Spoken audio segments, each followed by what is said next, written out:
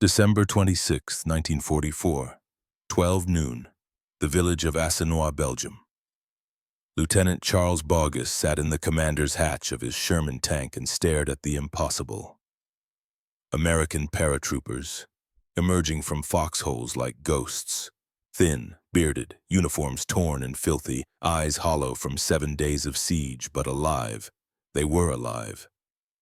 One of them climbed onto Bogus's tank, a sergeant, maybe 25 years old but looking 50.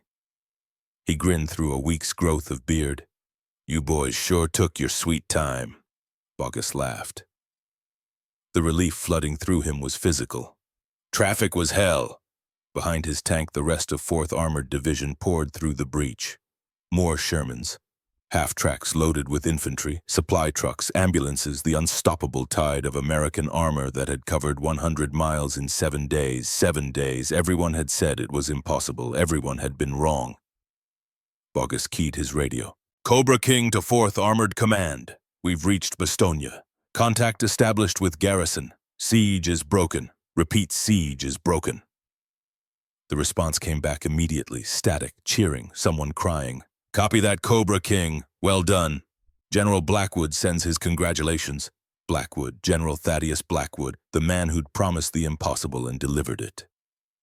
4 miles south in what remained of a German command post, General Heinrich Reinhardt stood at a shattered window and listened to the sound of American tanks.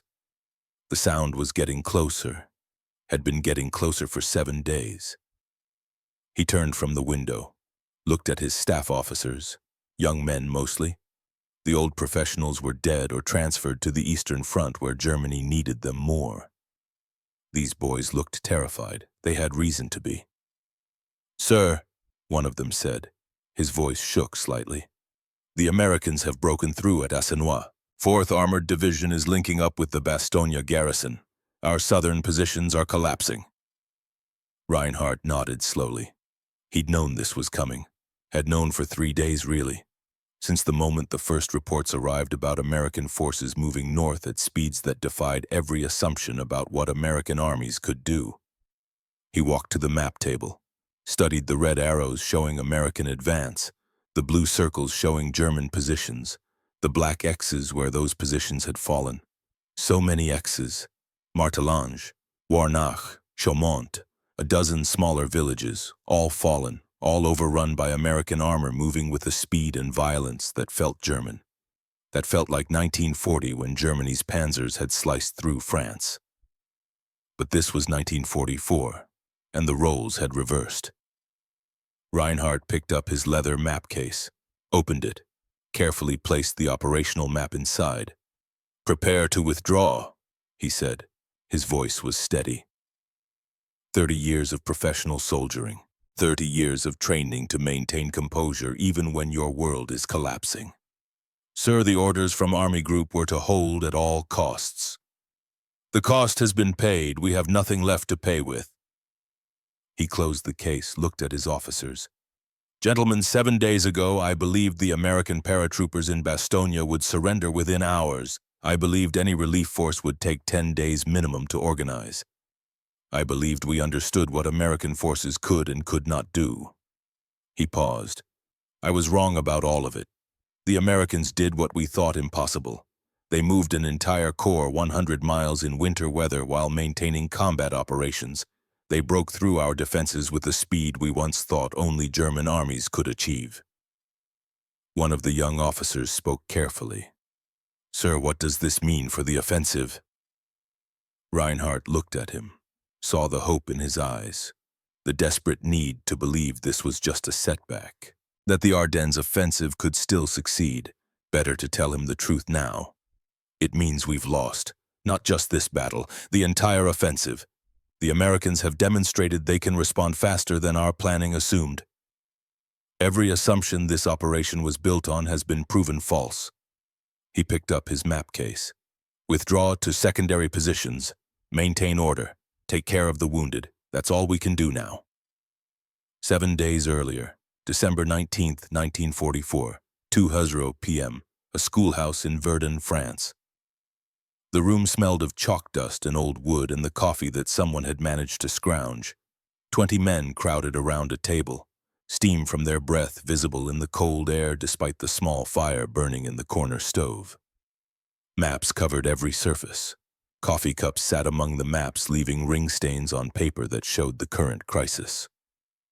General Stratton Webb sat at the head of the table, 54 years old, gray hair trimmed military short, face that gave away nothing, eyes that cataloged every detail. Supreme Commander of Allied Forces in Europe, the job that every general wanted until they got it. Then they realized what it meant, the weight, the responsibility, the knowledge that every decision affected thousands of lives. Webb had that weight on his shoulders now. He spoke in a voice that carried authority but no emotion. Gentlemen, the situation. 3 days ago, the Germans launched a major offensive through the Ardennes. They achieved complete tactical surprise. Weather conditions prevented our air reconnaissance from detecting their buildup. The attack began December 16th with over 300,000 German troops supported by nearly 2,000 tanks and assault guns. He pointed to the map. They've created a bulge 40 miles deep into our lines.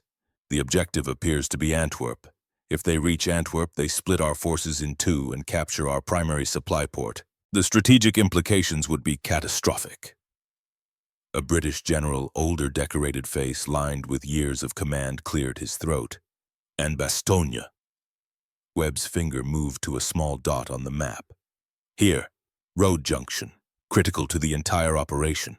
Without Bastogne, the Germans cannot effectively supply their advance. We recognized this. So did they. The 101st Airborne and elements of several other units made it into the city before the Germans could encircle it. Approximately 18,000 men. They've been surrounded for 3 days. Can they hold? Unknown. They're short on everything. Ammunition, medical supplies, food. The weather has prevented air resupply. Intelligence estimates they can hold perhaps a week if they're lucky. Less if the Germans commit serious forces to taking the city. Then we need to relieve them. Yes. From which direction? Webb turned to look at the door. Everyone in the room understood what that meant. They waited. The door remained closed. 1 minute passed. 2. Then the door opened. General Thaddeus Blackwood walked into the room. 59 years old, tall, lean, shoulders back in a way that suggested coiled energy barely contained. He wore a leather jacket over his uniform, twin ivory-handled revolvers on his hips, 3 stars gleaming on his helmet. Everything about him was performance. Theater, a calculated image designed to inspire soldiers and infuriate politicians. It worked on both counts. Blackwood's eyes swept the room, took in the maps, the coffee cups, the faces of men trying to solve an impossible problem. His gaze settled on Webb. Something passed between them. Not quite hostility, not quite respect. Something more complicated, the look of 2 men who'd known each other for 3 decades, who'd risen through the ranks together, who'd competed and collaborated and never quite resolved what they were to each other. "Gentlemen," Blackwood said. His voice was rough, like gravel poured over stone. "My apologies for being late. The roads are in poor condition." He didn't sound apologetic. He never did. Webb gestured to an empty chair. "General Blackwood, thank you for joining us. We were discussing Bastogne. Your Third Army is currently engaged in offensive operations near Saarbrücken, approximately 100 miles south of the pocket. The question before this council is whether Third Army can disengage from current operations and attack north to relieve the siege." Blackwood remained standing. He looked at the map for perhaps 5 seconds. Taking in distances, road networks, terrain, German positions, American positions. 5 seconds. Then he looked up. "I can attack north with 3 divisions in 48 hours. The room exploded. "Impossible. You're engaged in active combat. The roads are sheets of ice, 100 miles through mountain passes in winter. You haven't even received orders yet." Blackwood stood motionless. Let the storm rage around him. Didn't argue. Didn't defend himself. Just waited. The British general who'd spoken earlier leaned forward. His voice dripped with condescension. General Blackwood, perhaps you don't fully understand the operational realities here. Allow me to explain. You are currently engaged in offensive operations against prepared German positions. You would need to disengage from combat without allowing the Germans to exploit the disengagement. Then pivot your entire corps 90 degrees, then move 100 miles north through the worst winter weather in decades, then immediately attack into German forces that have had 3 days to fortify their positions around Bastogne. All of this while maintaining supply lines, coordinating with other units, and dealing with road networks that are completely inadequate for corps-level movement. He paused for effect. That is not a military operation. That is a fantasy concocted by someone who doesn't understand modern warfare. Blackwood looked at him. His expression didn't change. Then it's fortunate I don't require your understanding or your permission. The British general's face went crimson. Webb raised a hand. His voice cut through the rising noise. Thaddeus! Outside! Now! Both men walked into the hallway. The door closed behind them with a hollow sound. For a long moment, neither spoke. Then Webb turned to face Blackwood directly. What the hell are you doing on saving 18,000 American soldiers? You gave the orders already, didn't you? Silence stretched between them. Webb's voice went very quiet. That was always the warning sign. When Stratton Webb went quiet, it meant his control was slipping. Didn't you? Blackwood met his eyes. 43 hours ago, as soon as we received confirmed reports of the German offensive, my staff has been planning this operation since December 16th. You went around the chain of command. I went around delay. Your staff would have spent 3 days debating whether it's possible. Forming committees, requesting additional intelligence. By the time they finished their analysis, Bastogne would have fallen and 18,000 men would be dead or captured. I could fire you for this. You could. They stared at each other.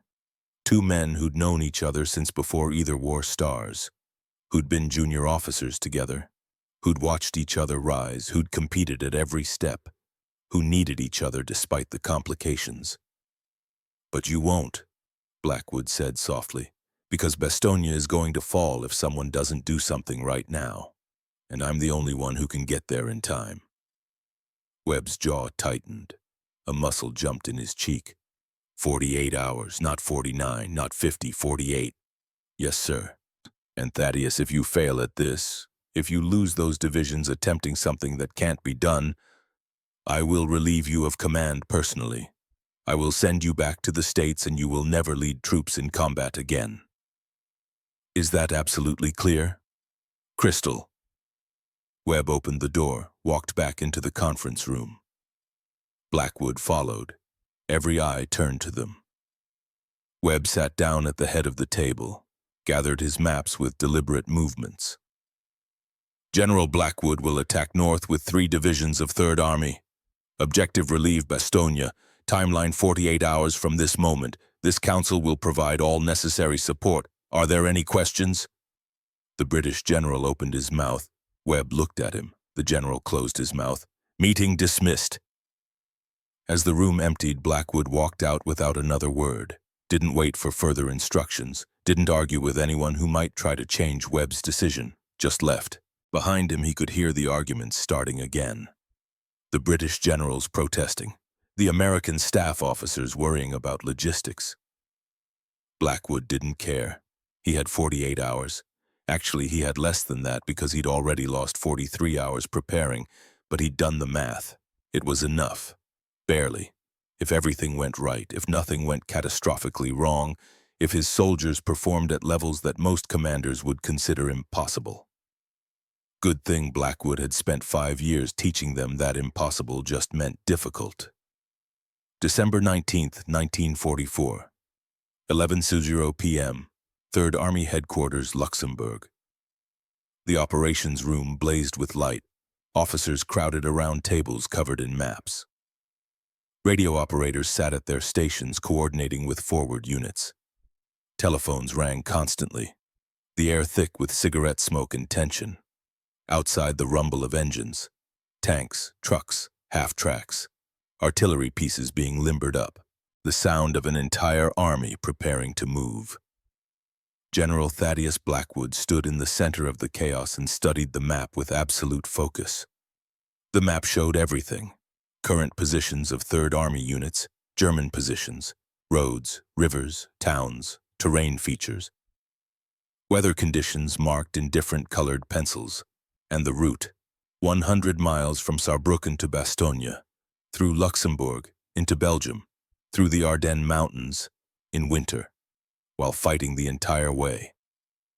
Colonel Virgil Carmichael stood beside Blackwood, 48 years old, thin, intense, Chief of Staff for Third Army, the man who had to take Blackwood's audacious ideas and turn them into actual orders that actual soldiers could execute. Sir, updated situation. 12th Corps is holding the line at Saarbrücken. They can maintain defensive positions with the forces we're leaving them. The Germans opposite them are not strong enough to exploit our departure. Good. 3rd Corps has begun disengagement. This is the tricky part. We need to pull out of combat without the Germans realizing what we're doing. If they suspect we're withdrawing, they'll attack. What's the deception plan? We're maintaining artillery fire at normal rates, leaving behind minimum forces to hold the line, using radio traffic to suggest we're reinforcing rather than withdrawing. The actual movement is happening at night with strict light discipline. Blackwood nodded. Composition of the attack force. Carmichael consulted his notes.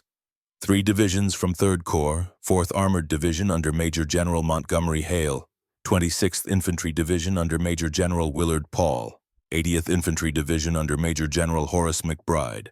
Total strength 133,178 men, 4,341 vehicles, 1,133 pieces of artillery. He paused. Sir, that's more men and equipment than most countries have in their entire armies. And we're trying to move all of it 100 miles in winter in 48 hours. Not trying, doing. Yes, sir, fuel consumption is going to be enormous. We estimate 400,000 gallons per day. That's assuming optimal conditions, which we won't have. Can we supply it? Yes, barely. The logistics staff is pulling fuel from everywhere. We're even borrowing from 9th Army. Ammunition, adequate. We're carrying reduced loads to save weight and increase speed. Once we break through to Bastogne, we can resupply. Medical support. Field hospitals are being positioned along the route. Ambulances integrated into the columns. Every unit has medical personnel. Blackwood studied the map again. His finger traced the route. 100 miles through dozens of small villages over icy roads past German positions that might or might not be held in force. What's our intelligence on German dispositions along the route? Sketchy. The weather has prevented air reconnaissance, but based on what we know, the Germans are concentrating their forces at the tip of their advance and around Bastogne. The territory we'll be moving through is likely held by screening forces, not heavy combat units. Likely? Sir, we won't know until we hit them. Blackwood looked up at Carmichael. Then we'd better hit them hard enough that it doesn't matter how many there are. Yes, sir. Order of march. 4th Armored in the lead. They're our fastest and most experienced unit. Behind them, 26th Infantry. 80th Infantry brings up the rear. Artillery distributed throughout. Supply columns integrated to maintain flow. We're not stopping to regroup. Not stopping to consolidate. We're moving continuously until we reach Bastogne. And if units get separated, lost, bogged down, they rejoin when they can. The mission is to get as much force to Bastogne as fast as possible. We can't wait for stragglers. It was harsh. It was brutal. It was the kind of order that professional soldiers hated because it went against every doctrine about maintaining unit cohesion. But Blackwood wasn't interested in doctrine. He was interested in speed. Execute, he said. Carmichael saluted, turned to the operations staff. All units commence Operation Blackwood. I say again, commence Operation Blackwood. Good luck. The operations room erupted in controlled chaos. Orders going out by radio, by telephone, by courier. Every unit of 3rd Corps receiving the same message. Move north, move fast. Objective Bastogne. Outside, the rumble of engines grew louder. 3rd Army was moving. 100 miles north, General Heinrich Reinhardt stood in his command post and studied his own map. The situation looked excellent. Bastogne surrounded, American forces inside running low on supplies, the weather too bad for air resupply. Every road into the city blocked by German forces. The offensive was proceeding better than even optimistic projections. In 2 days, perhaps 3, Bastogne would fall. Either the Americans would surrender or they'd be destroyed. Either way, the road network would be open and the advance could continue west, toward the Meuse River. Everything was proceeding according to plan. A staff officer entered. Young, maybe 25. He'd only been with the division for 3 weeks, transferred from a unit destroyed in Normandy. "Sir, evening intelligence summaries." Reinhardt took the papers without looking up. "Anything significant?" "There are reports of American troop movements south of here, near Saarbrücken." "What kind of movements?" "Unclear, sir. The weather has prevented effective reconnaissance, but local observers report heavy vehicle traffic at night, moving north." Reinhardt glanced at the report. Heavy vehicle traffic moving north. Probably defensive repositioning. The Americans adjusting their lines in response to the German offensive. Standard procedure. "Continue monitoring. Inform me if the pattern changes." "Yes, sir." The officer left. Reinhardt returned to his map, to the beautiful situation showing Bastogne surrounded and the road to victory open. He'd been a professional soldier for 30 years, had fought in the First War, commanded companies, then battalions, then regiments, then divisions, now a corps, had seen victories and defeats and everything in between. He understood how the Americans fought. They were methodical, cautious, excellent at defense when they had time to prepare, adequate at offense when they had overwhelming superiority in numbers and firepower and air support, but slow, always slow. They did not execute complex maneuvers under adverse conditions, did not pivot entire Army Corps 90 degrees on short notice, did not move 100 miles through winter weather while maintaining combat readiness. They could not. Every manual, every doctrine, every historical analysis said so. Reinhardt looked at the map showing Bastogne surrounded. Tomorrow he would tighten the noose, bring up more artillery, prepare for the final assault if the Americans refused to surrender. By December 21st, perhaps December 22nd, Bastogne would be his. Everything was under control, but 40 miles south control was an illusion. Third Army was moving, not slowly, not cautiously, moving with the kind of speed and violence that defined Thaddeus Blackwood's entire approach to warfare. Sergeant Jacob Morrison sat in the gunner's position of his Sherman tank and watched the endless column of vehicles ahead and behind. Tanks, half-tracks, trucks, artillery tractors, ambulances, command vehicles, all moving north on a narrow road barely wide enough for 2 vehicles, all moving through snow and ice, all moving at speeds that made experienced drivers wince. Morrison had been in Third Army since Normandy, had fought across France, through Lorraine, into Germany briefly before this offensive began. Had learned one fundamental truth about serving under General Blackwood. You moved fast or you got left behind. The tank commander's voice crackled over the intercom. "Morrison, you awake?" "Yeah.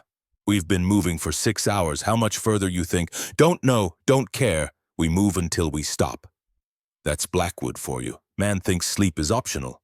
Morrison smiled slightly. It was true. Blackwood drove his army the way he drove himself, relentlessly. The general slept maybe 4 hours a night, expected his men to function on the same. Most commanders would have lost their army trying this, but Blackwood's soldiers worshipped him. Not because he was nice, not because he made their lives easier, because he won. Because when you followed Blackwood into combat, you came out the other side alive, more often than with any other commander. Because he'd proven again and again that speed and aggression and pure audacity could substitute for careful planning. The tank rumbled north through the darkness. Behind them, thousands more vehicles. Hundreds more tanks. Over 130,000 men. All moving toward Bastogne.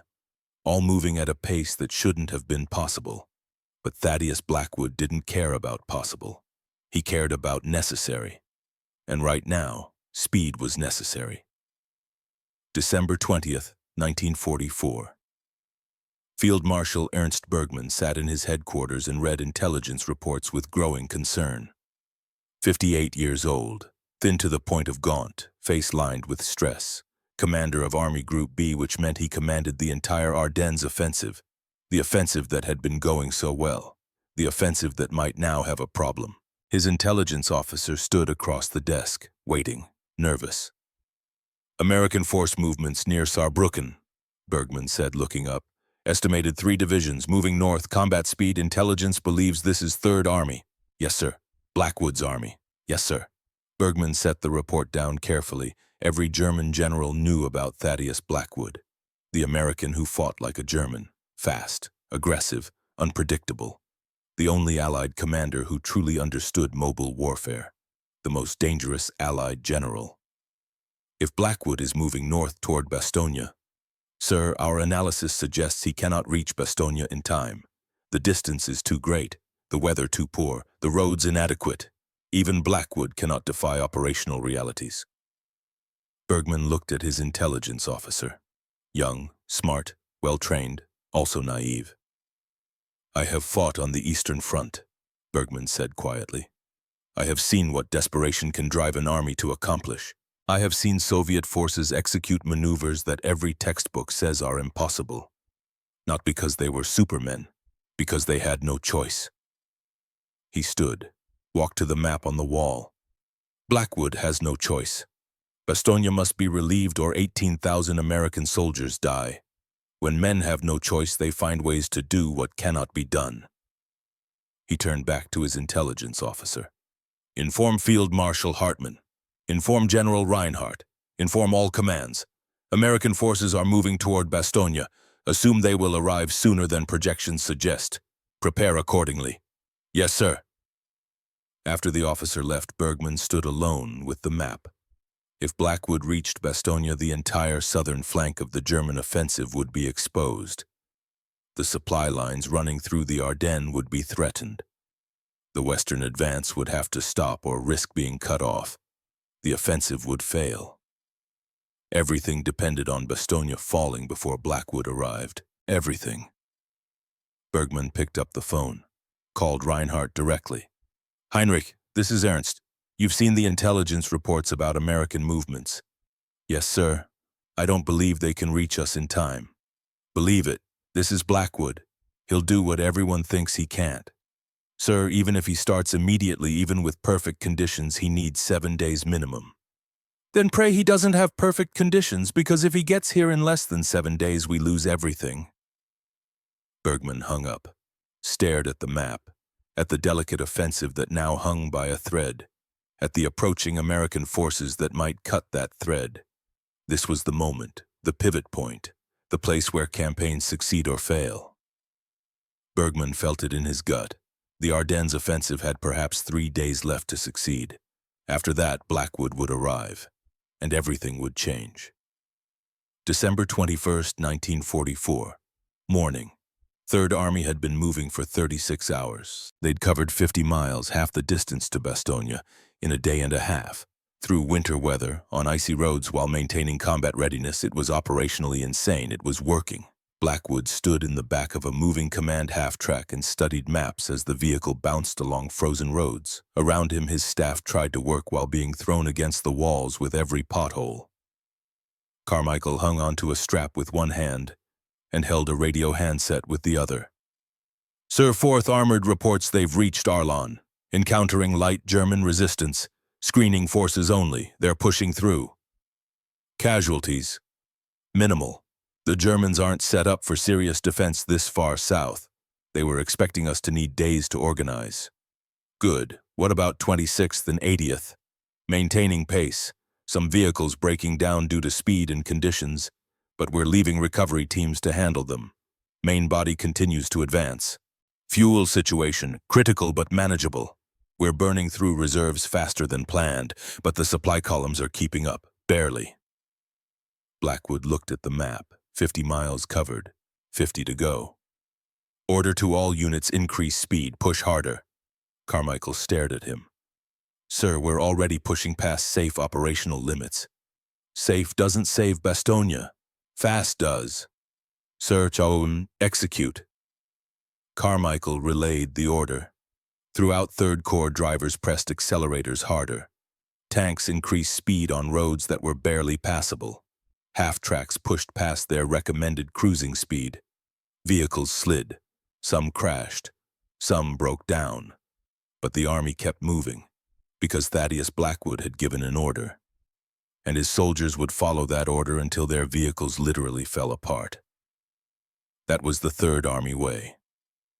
December 21st, 1944. Afternoon. Reinhardt's command post. The reports had been coming in all morning. American forces north of Arlon, moving in strength, multiple divisions, combat speed. Reinhardt called Army Group B. Sir, the American forces are closer than projected. They've covered 50 miles in 36 hours. Field Marshal Bergman's voice was tense. I know. How long until they reach you? At current rate, 2 days, possibly less. Can Bastogne fall before then? Reinhardt looked at his map, at the surrounded city, at the American forces inside that were still resisting. Not if they continue to hold. Then make them surrender. Send an ultimatum. Promise honorable treatment if they yield.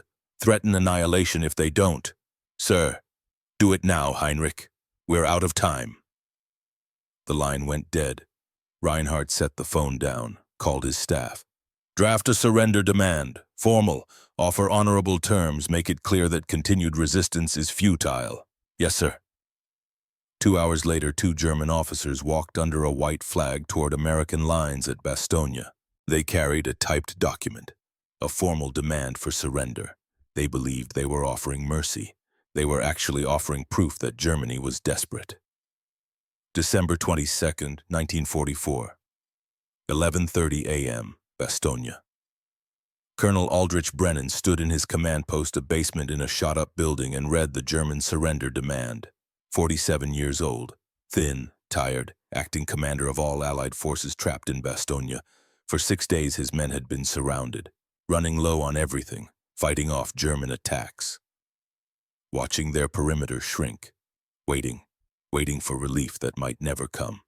The German surrender demand was polite, professional, offered honorable treatment, promised that wounded would be cared for, suggested that further resistance would result only in unnecessary casualties. It was a reasonable offer from a reasonable enemy. Brennan wadded it up and threw it in the corner. His operations officer looked at him. Sir, response. Brennan thought for exactly 3 seconds. Then he grabbed a piece of paper and wrote one word in block capitals. Nuts. He handed it to his operations officer. Give this to the German officers. Tell them that's our official reply. Sir, they're going to ask what it means. Tell them it means the same as go to hell, and tell them we're not surrendering. Not today, not tomorrow, not ever. The operations officer grinned. Yes, sir. The German officers received Brennan's reply with confusion. When it was explained, they left shaking their heads. After they were gone, one of Brennan's staff officers spoke quietly.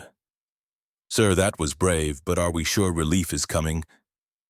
Brennan walked to the window, looked south, listened. In the distance, very faint, the sound of artillery. American artillery. Different sound than German guns. Brennan had been in combat long enough to know the difference. It's coming, he said. I don't know when, but it's coming. How do you know? Because General Blackwood doesn't make promises he can't keep. December 22nd, 1944. The fighting intensified. 4th Armored Division hit the first serious German resistance south of Bastogne. The town of Martelange. Small, stone buildings, a bridge. Nothing remarkable except it sat on the only good road north. German forces held the town. Infantry from 5th Parachute Division, anti-tank guns, mortars, well dug in. Major General Montgomery Hale, commanding 4th Armored, looked at the town. Through binoculars. 52 years old, stocky, methodical, a professional soldier who'd spent his career learning the art of armored warfare. He turned to his operations officer. How long to suppress the defenses and secure the town using standard doctrine? 6 hours, sir. maybe 8 given the weather. We don't have 8 hours, we have 2. Sir, prep artillery, everything we have. I want that town leveled, then we go straight through, no pause, no careful clearing, just speed and violence. Sir, that's going to cost casualties. Yes, but delayed arrival at Bastogne costs more. The operations officer nodded. Orders went out. At 8:00 a.m., 155mm guns opened fire. The sound was devastating, apocalyptic, a physical wave of pressure that could be felt miles away. For 30 minutes, American artillery pounded Martelange. Then the tanks rolled forward, Shermans charging at maximum speed, guns firing, infantry following in half-tracks. The German defenders fought back. Panzerfaust teams knocked out 3 Shermans. Machine gun fire rattled off armor. Mortars fell among the advancing infantry, but there were too many Americans, moving too fast, hitting too hard. By noon, Martelange was in American hands. By 2:00 p.m., 4th Armored was moving again. North, always north, December 23, 1944. Colonel Friedrich Kessler stood beside his Panther tank and watched American vehicles approaching in the distance. 42 years old, thin, professional, commander of Panzer Lehr Division, once an elite unit, now reduced to 57 operational tanks and exhausted men. He'd received orders 12 hours ago. Deploy south of Bastogne, stop the American relief force, an entire American corps with 57 tanks. Kessler had been a soldier long enough to recognize a suicide mission. But he deployed anyway, because that's what soldiers did. Now watching the endless stream of American vehicles, he understood just how impossible his mission was. Shermans, hundreds of them, half-tracks, artillery, supply trucks. An unstoppable tide. His radio operator looked at him. "Sir, orders." Kessler studied the approaching Americans. In North Africa and Normandy, American forces had been cautious, methodical, dependent on air support, good at defense, slow at offense. These Americans were different. These Americans attacked like Germans, fast, aggressive, accepting casualties to maintain momentum. They'd learned. "Engage at maximum range," Kessler ordered. "Focus fire. Make every shot count. When our position becomes untenable, fall back to secondary positions. We can't stop them, but we can slow them down." The radio operator nodded. Kessler's Panthers opened fire. At 2,000 yards, they were deadly. Superior optics, superior guns, superior armor. 3 Shermans exploded, 4 more, 6. But for every Sherman that died, 2 more appeared.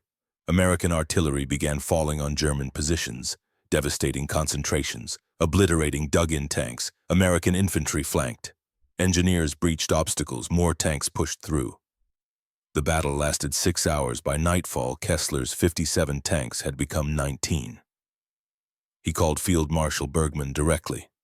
"Sir, this is Colonel Kessler. I need you to understand something. These Americans are not what we expected. They're fighting with German tempo, German aggression. They've studied our methods and they're using them against us." Silence on the other end. Then Bergman's voice very quiet. "Can you stop them?" Kessler looked at his remaining tanks, at the American forces still advancing. "No, sir, I cannot." December 24, 1944, Christmas Eve. The weather began to clear. Through breaks in the clouds, Allied aircraft appeared. P-47 Thunderbolts. They fell on German positions like hawks, strafing, bombing, making daylight movement suicidal. The Germans who'd counted on weather to prevent Allied air superiority watched their advantage evaporate. Inside Bastogne, the defenders heard the aircraft overhead, heard the bombs falling on German positions. Knew what it meant. The weather was breaking. Help was coming. Brennan stood in his command post and allowed himself a moment of hope. 6 days surrounded, 6 days of fighting, 6 days of watching his perimeter shrink and his supplies dwindle. But they'd held, and now the sound of American artillery was getting louder every hour. December 25, 1944, Christmas Day. 4th Armored Division was 4 miles from Bastogne. 4 miles, 1 small village, 1 more German defensive position, 1 more push. Montgomery Hale gathered his battalion commanders. Gentlemen, we're 4 miles from Bastogne. The Germans know it. We know it. The question is whether we get there today or tomorrow. I vote today. The commanders nodded. The village of Assenois is our last obstacle. Intelligence says it's held by remnants of Kessler's Panzer Lehr plus whatever infantry the Germans could scrape together. They know this is their last chance to stop us. He pointed to the map. We're not stopping to plan, we're not stopping to soften them up. We're going straight through. Lieutenant Bogus's platoon leads. The rest of 4th Armored follows. We hit them hard enough that they don't have time to organize a defense. Sir, casualties will be acceptable because the alternative is Bastogne falls. Questions? None. Then let's finish this. December 26, 1944. 6:00 a.m. The final assault began. American artillery pounded Assenois. At 10:00 a.m., Bogus's 5 Shermans charged.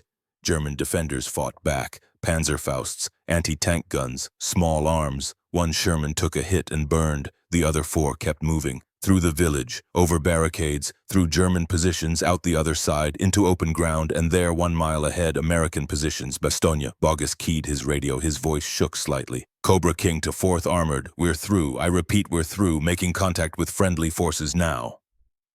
Behind him, 4th Armored Division poured through the breach. The siege was broken. 4 miles south, Heinrich Reinhardt stood in his command post and received the final report. American forces have broken through at Assenois. Contact established with Bastogne garrison. Our forces are withdrawing. He walked to his map table, looked at the operational map one last time, picked up a pencil with a hand that didn't shake, wrote 2 words in German next to Bastogne. Zu schnell. Too fast. He set the pencil down, folded the map carefully, placed it in his leather case. That was his final verdict. Not impossible. Not lucky, just too fast for them to counter, too fast for their plans to adapt, too fast for their army to survive. Reinhardt walked to the window, looked toward Bastogne. In the distance he could see American vehicles, endless columns streaming north. 7 days, 7 days from order to execution, 100 miles, winter weather, combat speed. Thaddeus Blackwood had done what every doctrine said couldn't be done, and in doing so had broken more than just a siege. He'd broken the illusion that Germany could still win this war. At his headquarters in Luxembourg, Thaddeus Blackwood received the message at 12:15 p.m. 4th Armored has reached Bastogne. Siege broken. Mission accomplished. He set the message down, looked at Virgil Carmichael. Get me a line to Schaeff. I need to report to General Webb. Carmichael's expression changed, became careful. Sir, about that. Schaeff has been requesting status reports every 6 hours for the past 7 days. You've ignored every request. General Webb is... He's not pleased. Blackwood's face hardened. He'll get over it. Sir, I don't think... We won, Virgil. We did what we said we'd do, saved 18,000 men, that's all that matters. But even as he said it, Blackwood knew it wasn't true. Winning the battle was one thing. The cost of that victory was something else, and Stratton Webb was about to present the bill. December 27, 1944. Supreme Headquarters Allied Expeditionary Force, Versailles, France. General Stratton Webb sat at his desk and read the message for the 3rd time.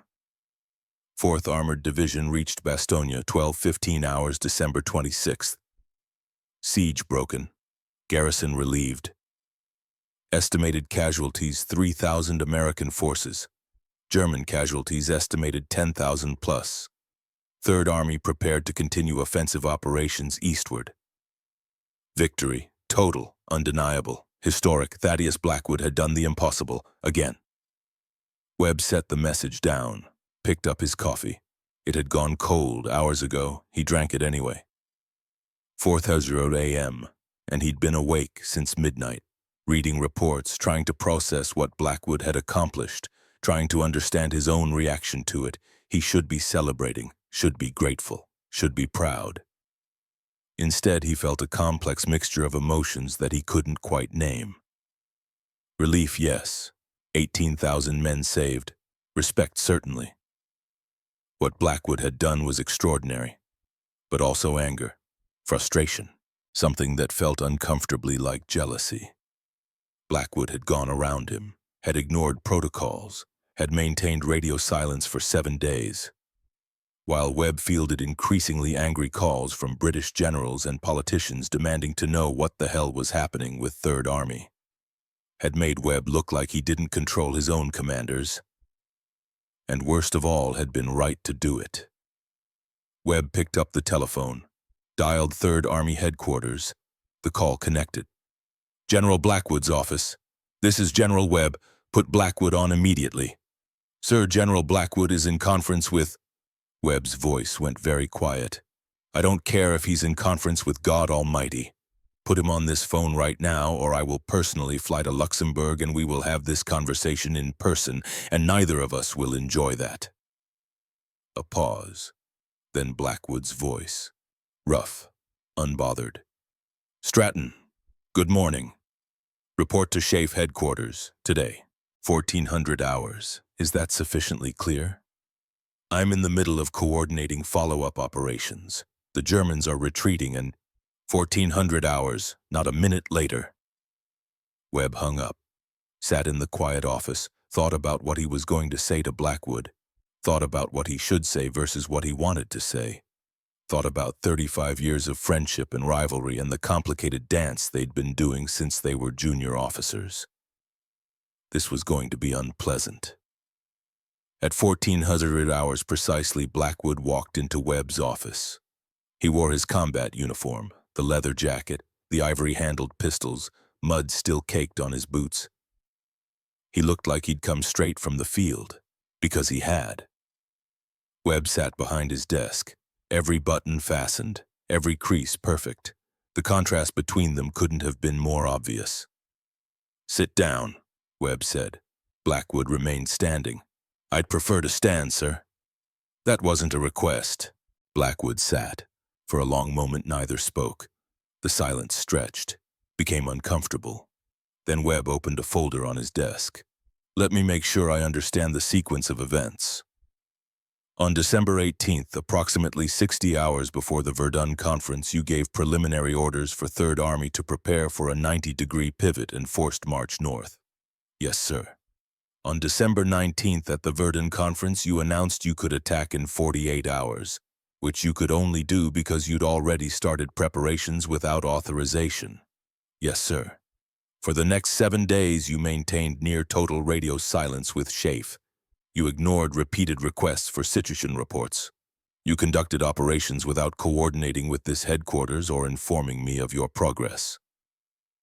We were engaged in intensive combat operations. Maintaining communication security was— Webb's hand came down on the desk, not hard, just enough to make a sound.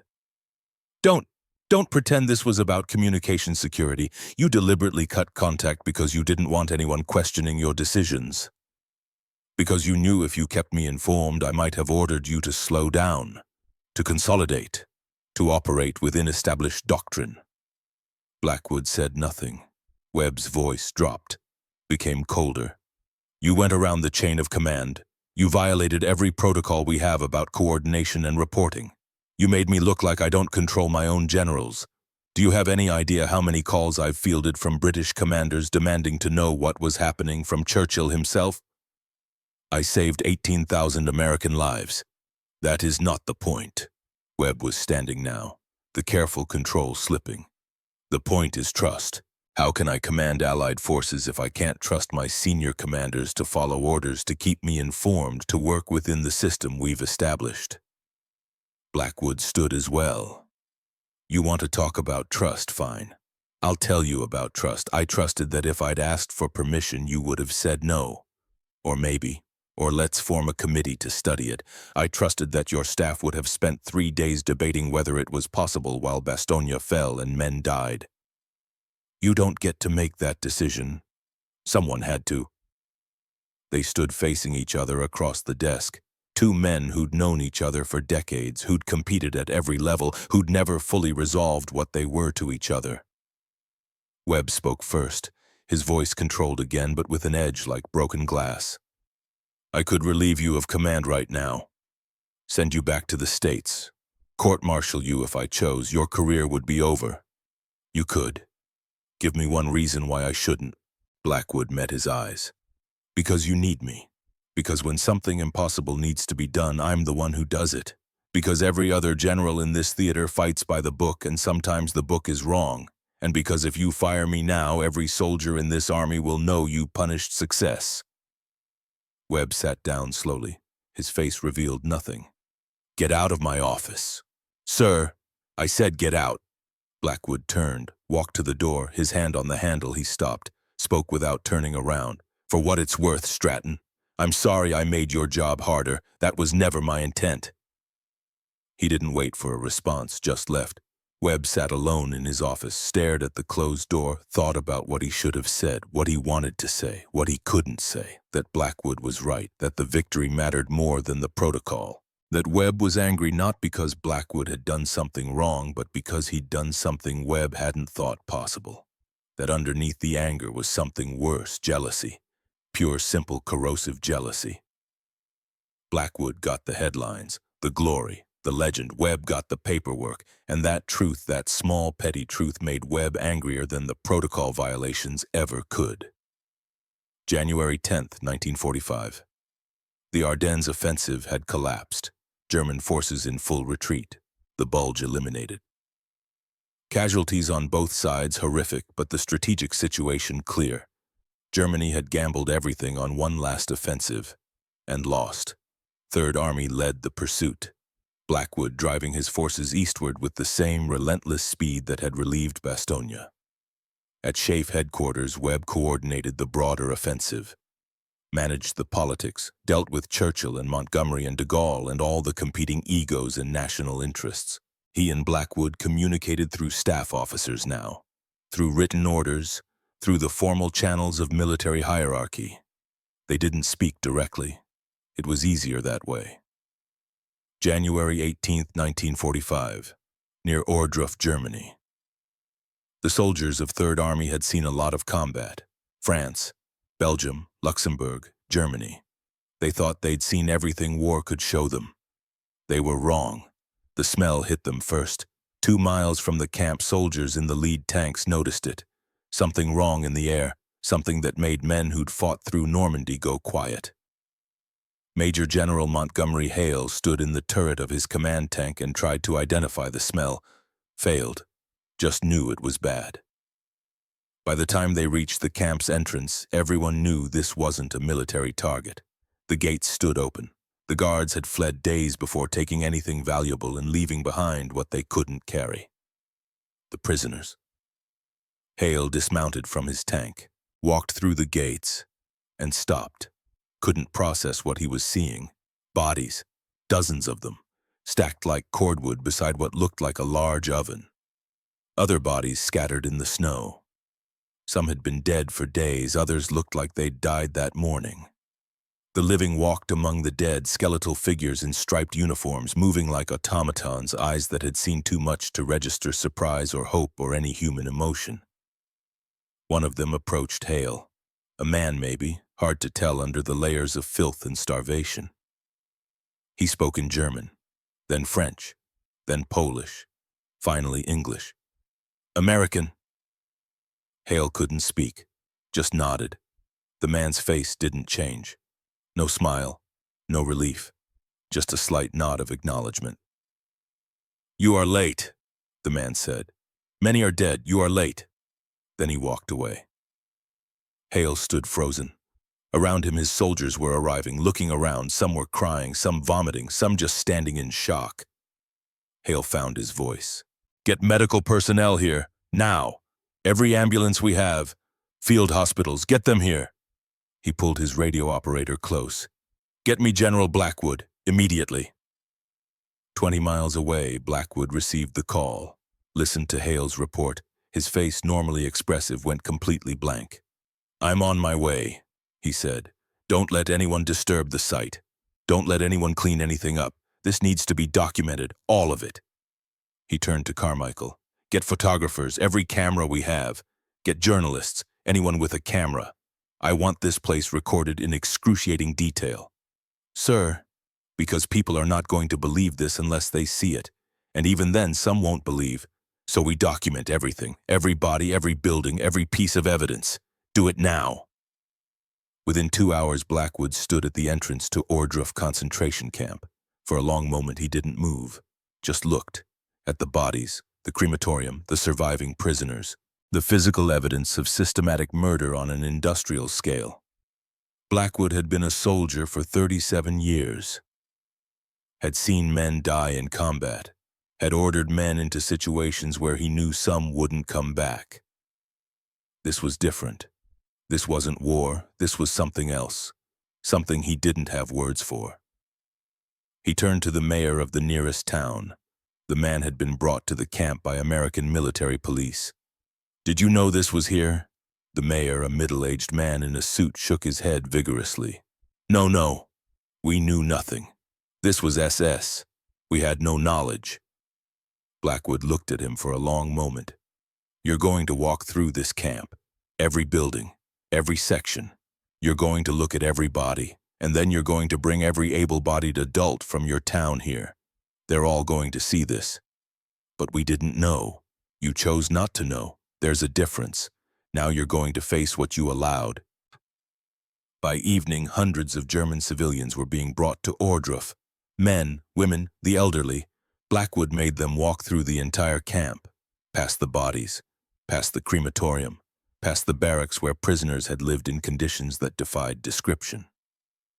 Some civilians wept, some looked away, some claimed they still didn't know this had been happening. Blackwood ordered them all to help bury the dead. Proper graves, he said, marked, dignified. You do this yourselves, with your own hands. It took 3 days. 3 days of German civilians digging graves, carrying bodies, facing what had been done in their name. Blackwood supervised personally, made sure every body was buried properly, made sure the photographers documented everything. The images would shock the world, but that was the point. The world needed to be shocked. January 22nd, 1945. General Stratton Webb arrived at Ohrdruf. He'd read the preliminary reports, seen the first photographs. Nothing prepared him for the reality. He walked through the camp in silence. Blackwood walked beside him. For the first time since their argument at Versailles, they were together without tension. Some things were bigger than personal conflict. They stopped at the edge of a mass grave, freshly dug, marked with a simple wooden cross. Webb spoke quietly. This is what we're fighting. Yes. Not territory, not strategic objectives, this. Yes. Webb turned to look at Blackwood. You were right. About the speed, about Bastogne. Every day we delay is another day camps like this operate. Every day we're cautious and careful and slow is another day people die like this. It was as close to an apology as Webb would come. Blackwood accepted it silently. Intelligence reports more camps, Webb continued. Larger ones, further east. The Russians are finding them too. This isn't isolated, this is systematic. How many more? Dozens, maybe hundreds, we don't know yet. Blackwood's jaw tightened. Then we keep moving as fast as we can. We end this. Agreed. They stood together for another moment. Then Webb spoke again, quieter now. I was angry with you, after Bastogne. You went around me, made me look weak. I was angry about that. Blackwood said nothing. But this, Webb gestured at the camp, this makes everything else seem small, petty. You saved 18,000 men. You got here fast enough to save some of these people. If you'd waited for my approval moved at standard operational tempo, more would have died. He paused. You were right. I was wrong. And I'm man enough to admit that. Blackwood met his eyes. Stratton, you and I, we've been competing since we were lieutenants.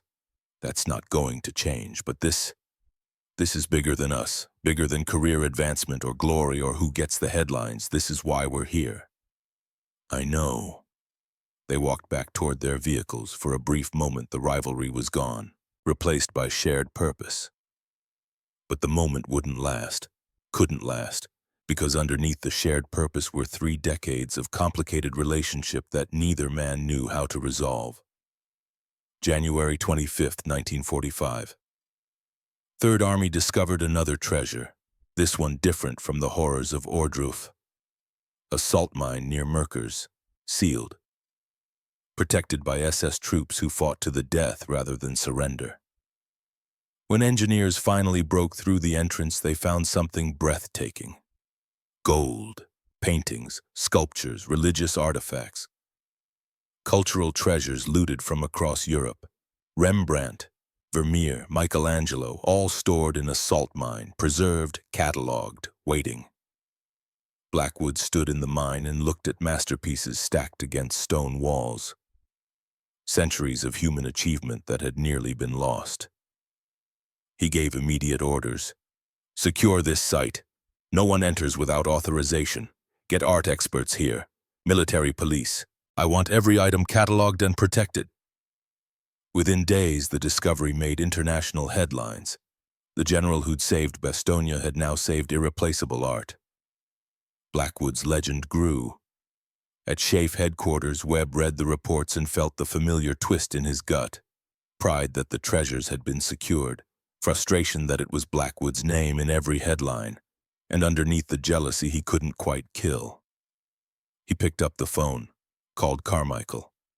Virgil, come to my office, I need to talk. 15 minutes later, Carmichael sat across from Webb. Webb poured 2 whiskeys, handed one to Carmichael. What I'm about to say doesn't leave this room. Of course, sir. Webb took a drink, set the glass down. Thaddeus Blackwood is the finest battlefield commander I have ever seen. When I give him an objective, he achieves it. When I tell him something is impossible, he proves me wrong. He makes decisions in 30 seconds that would take me hours of deliberation. And his decisions are often better than mine would have been. Carmichael said nothing. He's also arrogant, insubordinate, and impossible to control. He ignores orders he doesn't like, goes around me when it suits him, makes my job harder every single day. Sir, Webb held up a hand. Let me finish. I want to fire him at least once a week, but I can't. Because we need him, because I need him, because when something impossible needs doing, he's the only one who can do it. He paused. And because I'm jealous of him. Carmichael's expression didn't change.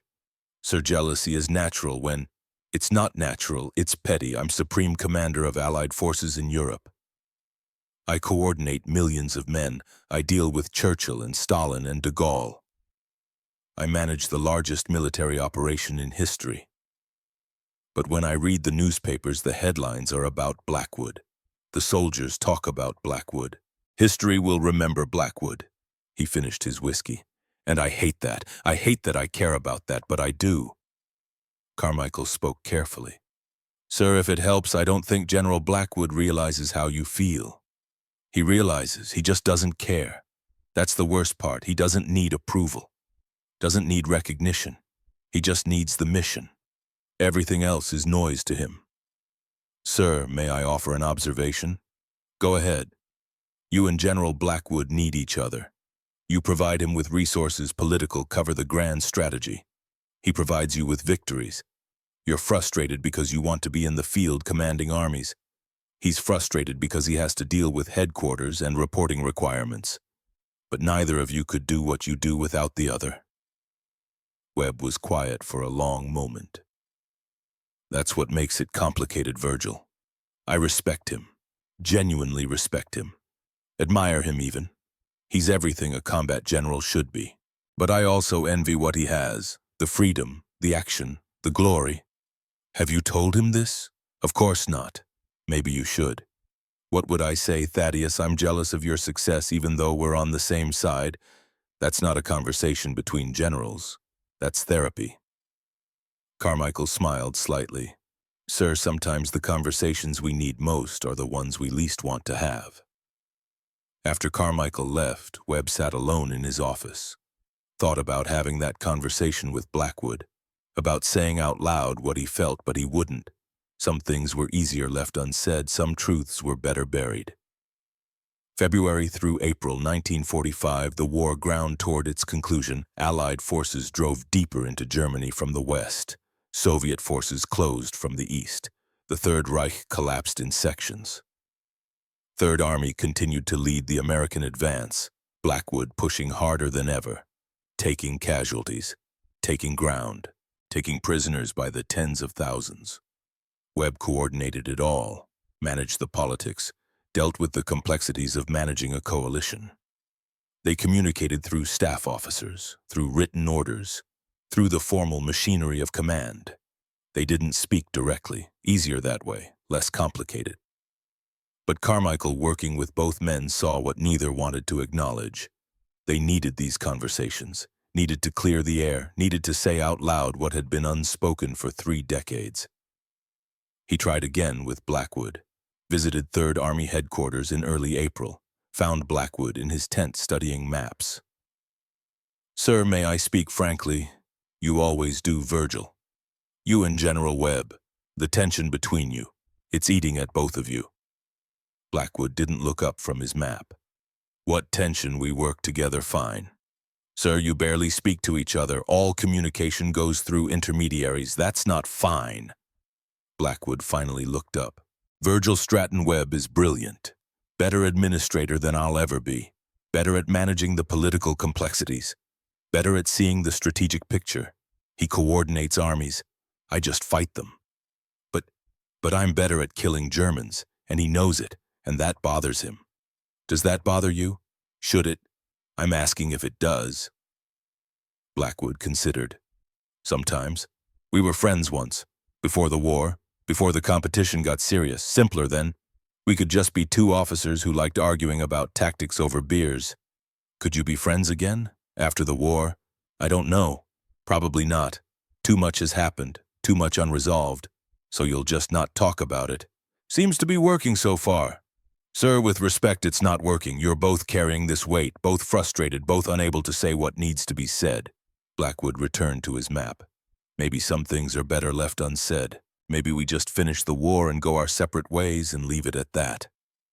"And you'd be satisfied with that?" "Satisfied, no. But functional. Sometimes functional is all you get." Carmichael tried the same conversation with Webb. Got the same result. 2 stubborn men refusing to have the conversation they both needed. April 30th, 1945. Germany surrendered. The war in Europe was over. Victory parade in Frankfurt. Thousands of soldiers marching, tanks rolling, flags flying, bands playing, the whole spectacle of triumph.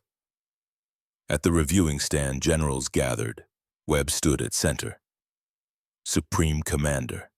The man who'd coordinated it all. The political face of victory. Blackwood stood 20 feet away, close enough to be included, far enough to make the distance obvious. They'd barely spoken in months. Communicated through staff officers, through written orders, through the formal channels that let them work together without actually interacting.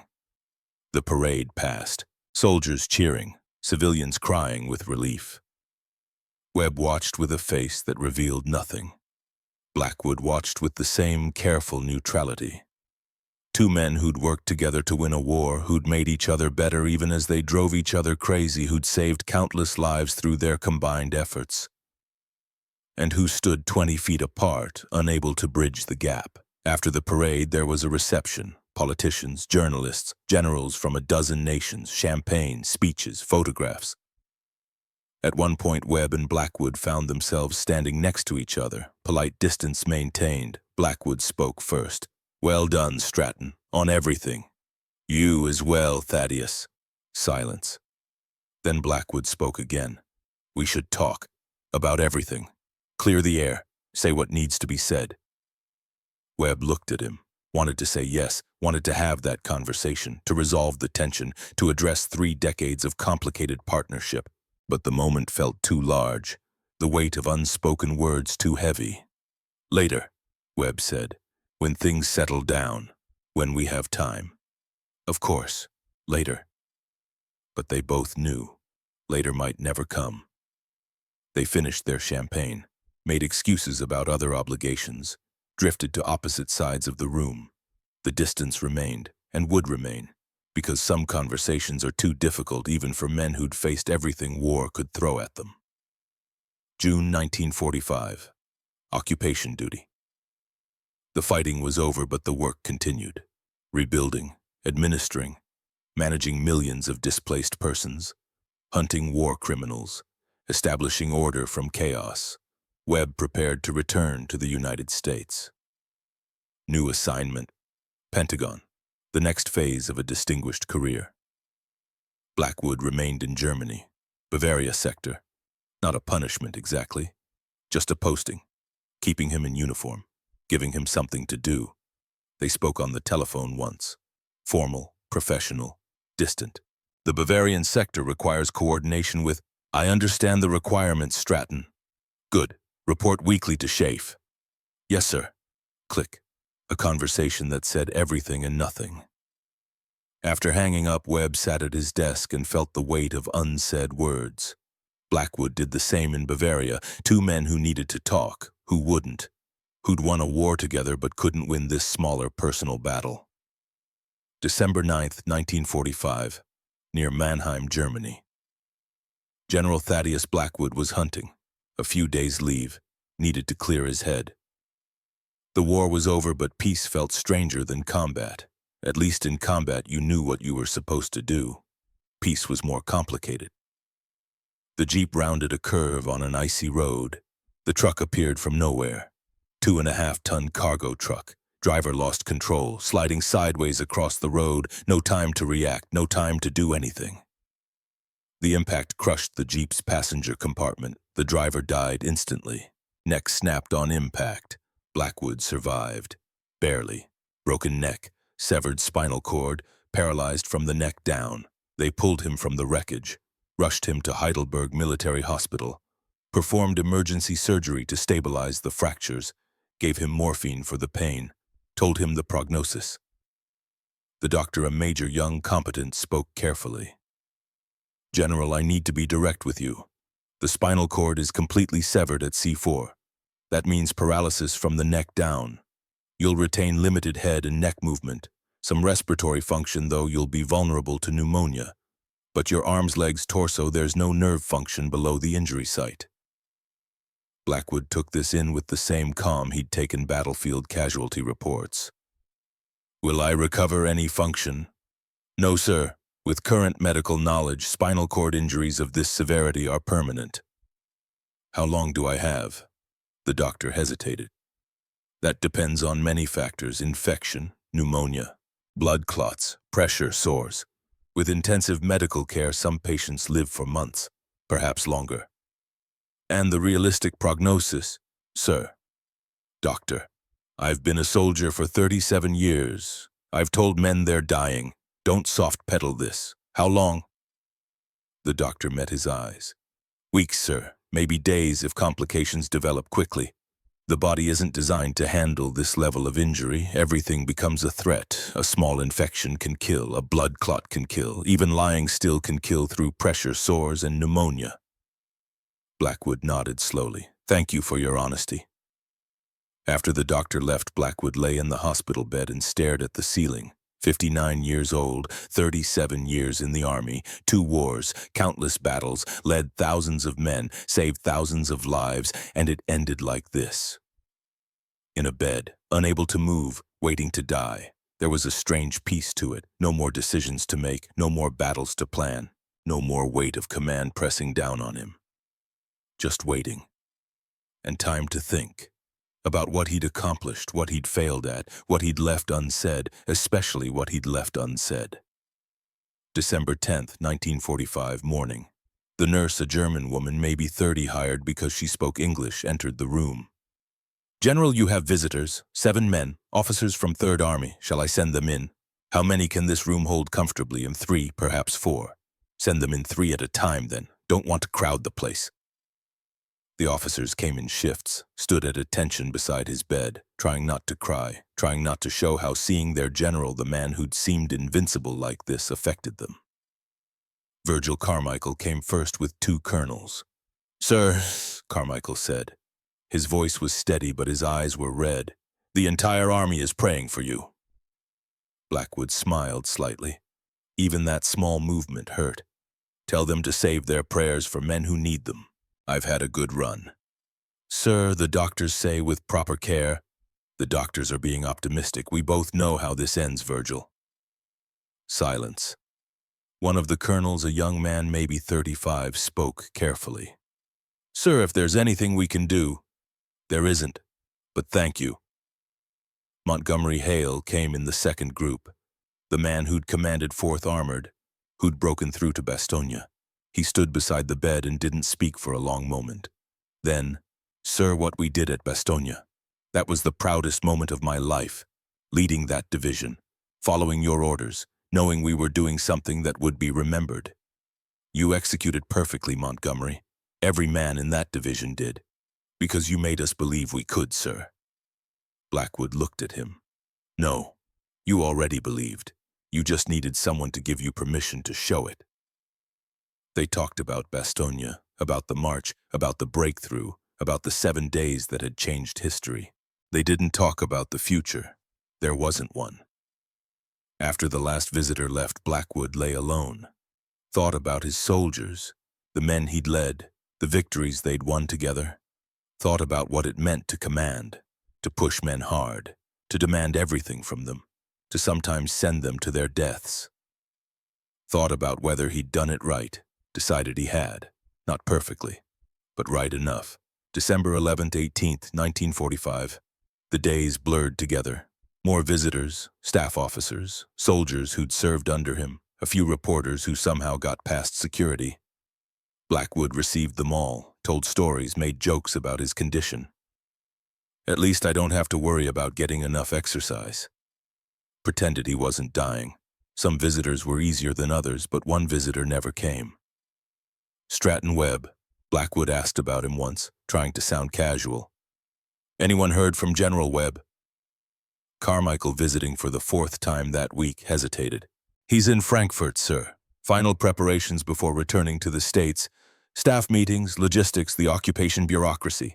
Busy man. Yes, sir. Tell him I said hello when you see him.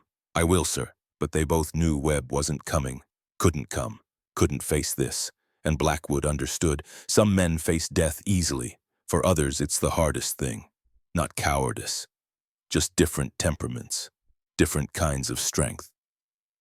Webb's strength was command, organization, managing the big picture. Not this. Not watching someone die inch by inch. Blackwood didn't hold it against him. Much. December 19th, 1945. Afternoon. A knock on the door. The nurse entered. General, you have a visitor, General Webb. Blackwood's eyebrows raised slightly. Immediately regretted the movement. Everything hurt. Well, better late than never. Send him in. Webb walked into the room, and Blackwood saw immediately how much this cost him. The tension radiating off Webb like heat, the discomfort in every line of his body, the guilt written across his face. Webb stood at the foot of the bed, rigid, formal, not meeting Blackwood's eyes. Thaddeus. Stratton. Took you long enough. A flicker of something crossed Webb's face. Shame, maybe. I was there where meetings the occupation structure requires. It's fine, I know you're busy. Webb moved to the chair beside the bed, sat down like he was being forced. For a long moment neither spoke. The silence stretched, became uncomfortable. Then Webb cleared his throat. The doctors say you're responding well to treatment, that with proper care you could... Blackwood smiled. Liar. You were always terrible at lying to me, Stratton.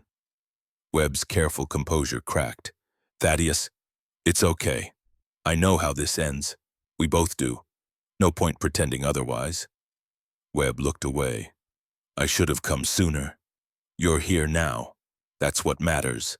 Another silence. Blackwood studied Webb's face. The tension, the guilt, the words fighting to get out but stuck behind 35 years of competing and never quite saying what needed to be said. There was so much to address. Bastogne, the arguments, the distance that had grown between them, the complicated partnership that had never been resolved, 3 decades of friendship and rivalry and never quite figuring out what they were to each other. Blackwood opened his mouth to say it, to clear the air, to have the conversation they'd been avoiding. But then he saw Webb's face. The man was barely holding together.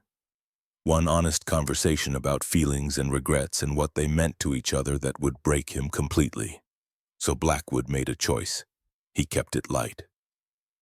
"About Bastogne," Blackwood said. "I should have coordinated better with you. Made your job easier instead of harder." Webb shook his head. "You saved 18,000 lives. Nothing else matters." "That's not what I meant. I meant us. The way I went around you made you look like you couldn't control your commanders. That wasn't fair. You did what needed to be done.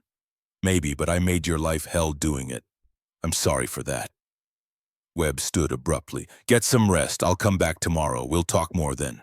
"Stratton, tomorrow." Webb walked to the door, stopped with his hand on the handle. Didn't turn around. "You're the finest battlefield commander I've ever known. I want you to know that." Then he left. The door closed with a hollow sound. Blackwood lay alone, stared at the door, knew there wouldn't be a tomorrow. Webb knew it too. That's why he'd said it now, the closest thing to goodbye either of them could manage. December 20th, 1945. Evening. Blackwood's breathing was getting harder. The pneumonia the doctors had warned about was setting in. He could feel himself slipping. Hours now, not days. He asked the nurse for paper and pen. "Sir, you can't write. Your hands. I'll dictate. You write." She pulled up a chair, opened a notebook. "What would you like me to write, sir?" Blackwood thought for a moment, gathering his thoughts, deciding what needed to be said. "December 20th, 1945. This will be my last entry. I can feel it. The breathing is getting harder. The doctors won't say it, but I know. Hours now, maybe less." The nurse wrote in careful script. "Continue, please." "Stratton came yesterday. Couldn't stay long. Couldn't say what he wanted to say. That's okay. Neither could I. Some things are too complicated for words, especially between us." Pause to breathe. It was getting harder. "Here's what people don't understand about our partnership. We fought constantly, argued about everything, made each other's lives harder in 100 different ways. People saw that and thought we hated each other. They were wrong." "Go on, sir." "The tension wasn't a problem. It was how we worked. He needed someone to push against. Someone who wouldn't just follow orders blindly. I needed someone to push back. Someone to rein in my worst instincts. We balanced each other. The arguments were part of it, essential even." The nurse kept writing. "He thinks I don't know he cares, that I don't understand what our partnership meant.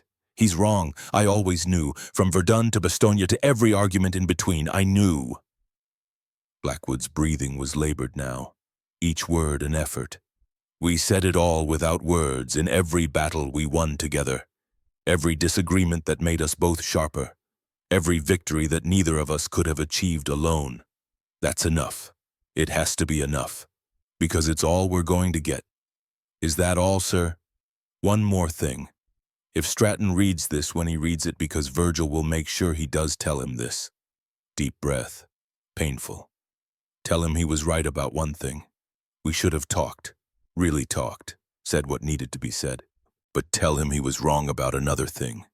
He thinks I needed him less than he needed me. Not true. I needed him exactly as much. I just showed it differently. He gave me resources and political cover and the space to be brilliant. I gave him victories he could never have achieved through committee. We were partners. True partners. Even if we never said it out loud." The nurse finished writing. "Shall I sign your name, sir?" "No. Leave it unsigned. He'll know it's real because I never signed anything I didn't have to." Blackwood smiled at his own joke. The nurse closed the notebook. "This will be placed with your personal effects, sir." "Good. Thank you. You've been kind." She left. Blackwood lay in the darkness, thought about Webb, about what they'd been to each other, about the conversation they'd never have, and felt surprisingly at peace with it. Some relationships don't need words. Some things are better shown than said. They'd shown it. For 5 years of war, they'd shown it every day. That was enough. It had to be enough. Because time was running out. December 21st, 1945, 5:45 p.m. Blackwood's breathing grew shallow, irregular. The nurse called for the doctor. The doctor arrived, checked vitals. His face told the story. "Soon now." At 5:50 p.m., Thaddeus Blackwood stopped breathing. The doctor checked for a pulse, found none, noted the time. General Thaddeus Blackwood, deceased, December 21st, 1945, 1750 hours, cause of death respiratory failure secondary to spinal cord injury. The nurse pulled the sheet up, and that was it. The legend was gone. Frankfurt, 6:15 p.m. Webb was in a staff meeting, discussing final occupation procedures, the logistics of drawing down forces, planning for the eventual return of units to the United States, boring necessary work. Carmichael entered the room. Every eye turned to him. Webb looked up annoyed at the interruption, then saw Carmichael's face. Everything stopped. "No," Carmichael nodded. 25 minutes ago. The hospital called. He's gone." Webb stood slowly, set his pen down with careful precision. "Gentlemen, excuse me. Colonel Carmichael will continue in my absence." He walked out of the conference room, down the hall, past offices, past soldiers who snapped to attention as he passed, found an empty office, walked in, closed the door, locked it, and broke. For 15 minutes, Stratton Webb allowed himself to feel everything he'd been holding back.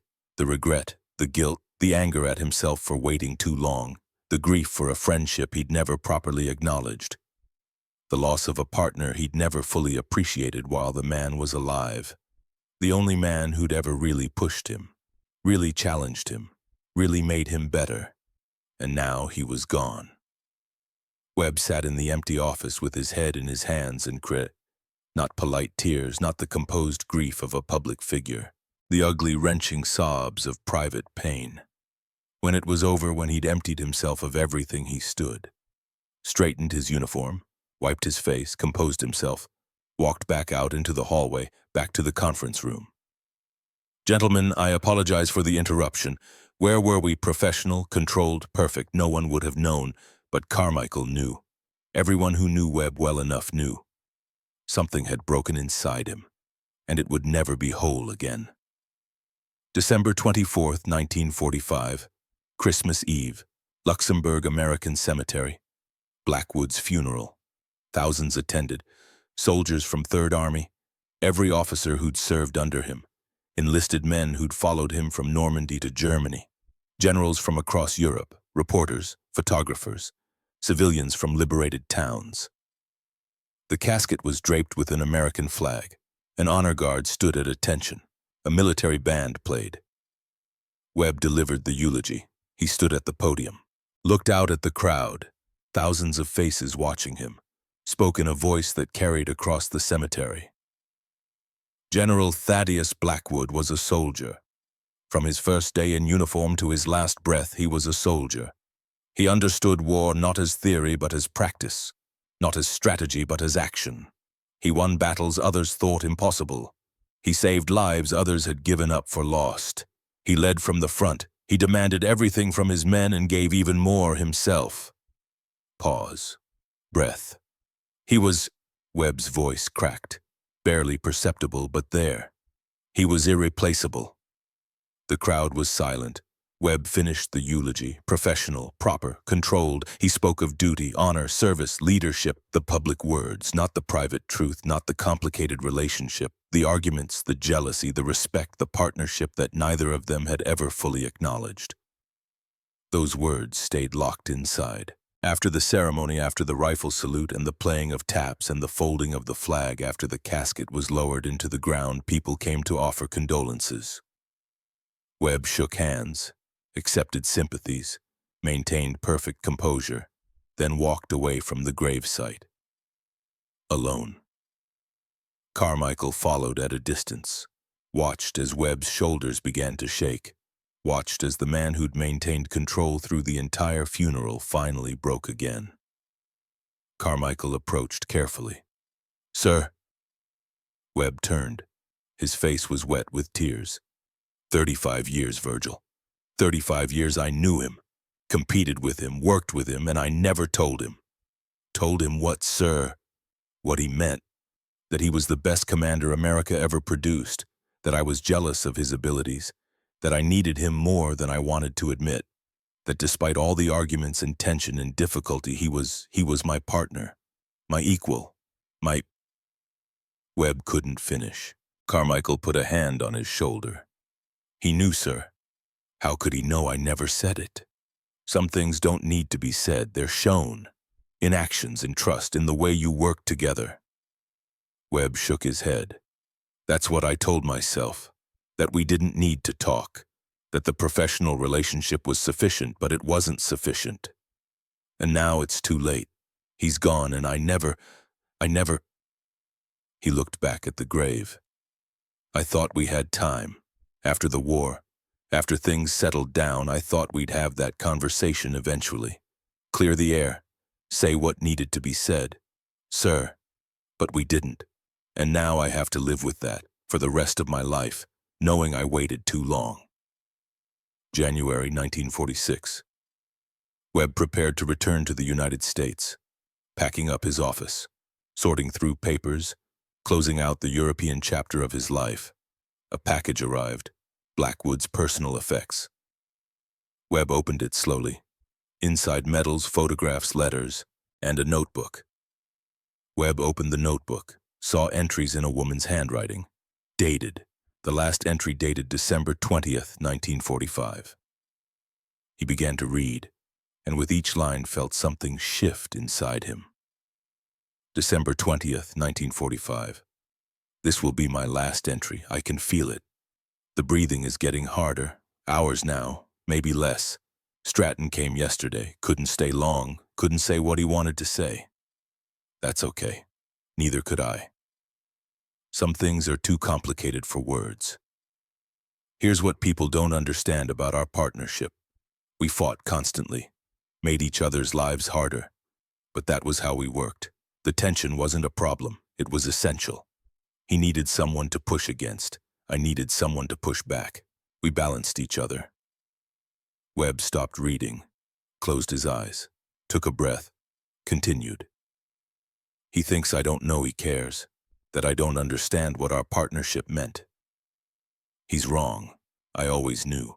From Verdun to Bastogne to every argument in between. I knew. We said it all without words, in every battle we won together, every disagreement that made us both sharper, every victory that neither of us could have achieved alone. Webb set the notebook down, couldn't read more yet, sat in silence, picked it up again. If Stratton reads this when he reads it, tell him he was right about one thing. We should have talked, really talked. But tell him he was wrong about another thing.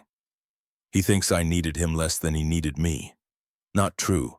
I needed him exactly as much, I just showed it differently.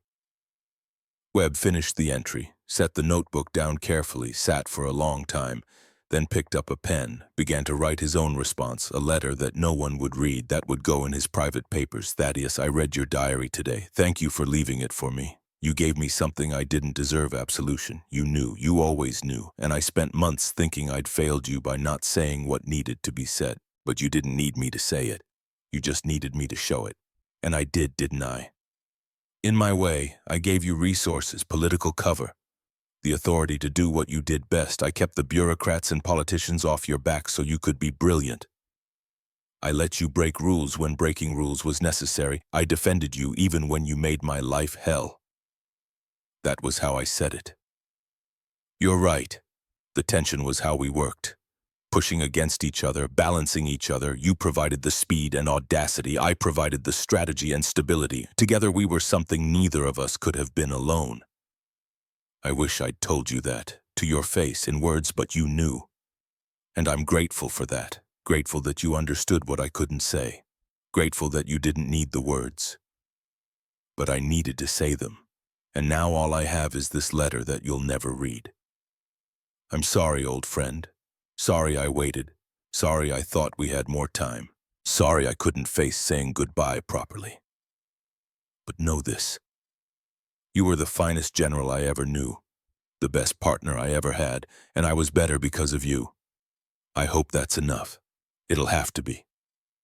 Stratton Webb signed the letter, folded it carefully, put it with his private papers next to a photograph, him and Blackwood, taken in 1942 before everything got complicated, before the stars and the rivalry and the weight of command. Two younger men, smiling, partners, friends. Webb looked at the photograph for a long time, then closed the folder, continued packing. The war was over. Blackwood was gone. Life went on. But something had ended that would never return. The years passed. Webb returned to the United States, became Army Chief of Staff, served with distinction, retired with full honors, wrote his memoirs, gave interviews about the war, always professional when discussing Blackwood. One of the finest generals I ever knew, difficult to manage but brilliant in combat. History will remember him well. The public words, never the private truth. In 1968, a historian interviewing Webb asked about Blackwood. "Sir, you and General Blackwood had a complicated working relationship. Can you characterize it?" Webb, 78 years old now, white-haired and tired, considered the question. "We needed each other. That's the simplest way to put it. I needed his genius for mobile warfare. He needed my ability to provide resources and political cover. Together we accomplished things neither of us could have done alone. Apart we were less than we were together. Did you ever resolve your differences?" "We didn't have differences, we had tension. There's a distinction. Differences divide. Tension creates energy, productive energy. Ours created victories." "But personally, were you friends?" Webb smiled slightly, sadly. "That's complicated. We were something more than colleagues and less than friends. Partners, certainly. Brothers in arms. Rivals who respected each other deeply. I'm not sure there's a word for what we were." The historian nodded, didn't push further. After the interview, Webb sat alone in his study, opened the folder he'd kept for 23 years. Blackwood's diary, his own letter, the photograph from 1942, read them both again, as he did every December 21st, the anniversary of Blackwood's death, his private ritual, his way of saying what he'd never said out loud. "I needed you, Thaddeus, more than I wanted to admit, more than was comfortable to acknowledge. You made me better, made me push harder, made me think differently. You were the finest general I ever knew, and I never told you. I'm sorry." Webb closed the folder, put it away, poured himself a whiskey, raised the glass to empty air. "To you, old friend, wherever you are." 1969. Stratton Webb died. Heart attack. Quick, in his sleep. His funeral was at Arlington National Cemetery. Full military honors, dignitaries, politicians, generals from multiple nations, a state funeral for a man who'd commanded millions. Among his papers, his family found instructions, very specific, written in his own hand. "I wish to be buried at Luxembourg American Cemetery, plot adjacent to General Thaddeus Blackwood. I have contacted the cemetery authorities and arrangements have been made." His family was surprised, but they honored the request. 2 weeks later, Stratton Webb was buried next to Thaddeus Blackwood. 2 graves, side by side. Partners in life, partners in death, still together even in the end. Present day, Luxembourg American Cemetery, tourists walk through rows of white crosses, stop at 2 graves that always have fresh flowers. Someone history enthusiast veterans groups anonymous admirers always leaves flowers. The headstones are simple. White marble, American flags, General Thaddeus Blackwood, United States Army, 1885-1945. He arrived on time, General Stratton Webb, United States Army Supreme Commander, 1890-1969. He made it possible side by side, even in death defining themselves by what they did for each other. The partnership that won a war, the friendship that was never quite spoken, the relationship that changed history but never resolved its own complications. 2 men who needed each other, who pushed each other, who made each other better, who never quite managed to say out loud what they meant to each other. The lesson is this: some relationships are defined by tension, by arguments, by different approaches, by competing visions. That doesn't make them broken. Sometimes the tension is the relationship, the push and pull, the challenge and response. The way 2 people balance each other precisely because they're different. Blackwood and Webb were better together than either could have been alone. The speed and the strategy, The action and the planning, the audacity and the stability. Perfect partners. Even if they never said it, Blackwood knew. He made peace with what was unspoken, understood that some things are better shown than said. Webb didn't know until too late, spent 24 years carrying regret, wishing he'd said the words, one man at peace, one man tormented. The difference: Blackwood accepted that actions speak louder than words. Webb needed the words and never got to say them. So if you're like Blackwood, if you're the person who doesn't need validation, who shows love through action, understand this. The person you're partnered with might not be like you. They might need to hear it. And if you're like Webb, if you're the person who struggles to say what you feel, who maintains distance, who thinks later is good enough, understand this. Later might never come. The words you're not saying. Someone needs to hear them. Not tomorrow. Not next week. Not when things settle down. Now. Right now. Pick up the phone. Write the letter. Have the conversation. Tell the person who challenges you, who pushes you, who makes you better despite the difficulty. Tell them what they mean. Before all you have is a grave to visit. Before your only conversation is with a diary they left behind. Before you spend the rest of your life wishing you'd said it when they could hear you. Thaddeus Blackwood and Stratton Webb won World War II, saved millions of lives, changed history, but they never resolved the simplest thing: telling each other what they meant. One made peace with it, one never did. Don't be Webb, be better than both of them. Say it, now, while you still can. Luxembourg American Cemetery, 2 graves under ancient oak trees, white stone, American flags, fresh flowers always. The inscription Blackwood chose: he arrived on time. The inscription Webb chose for himself: he made it possible. Even in death, defining themselves by what they did for each other. The partnership that won a war. The friendship that was never quite spoken. The relationship that changed history but never resolved its own complexity. 2 men, side by side, still together, still separate, still showing us how much is lost when we wait too long to say what matters. The story of Bastogne is about speed, about doing the impossible in impossibly short time. The story of Blackwood and Webb is about timing, about saying things before it's too late. And the cruelest irony: the man who understood speed better than anyone in history never understood that some things can't wait. Some things need to be said now, not zu schnell, too fast, not zu langsam, too slow, just right, before time runs out, before the only conversation you can have is with memories, before the only words left are carved in stone. Say it now, while you still can, while they can still hear you, while it still matters. Say it.